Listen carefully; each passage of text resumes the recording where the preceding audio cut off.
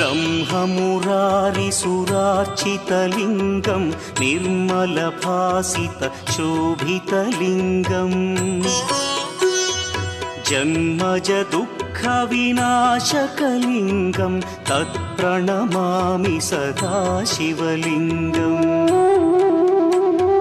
देवमुनिप्रवरार्चितलिङ्गं कामदहन करुणाकरलिङ्गम्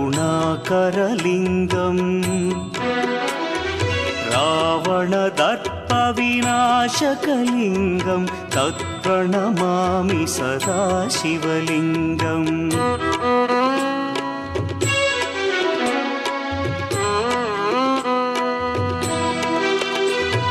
सर्वसुगन्धसुलेपितलिङ्गं बुद्धिविवर्धनकारणलिङ्गं सिद्धसुरासुरवन्द्यं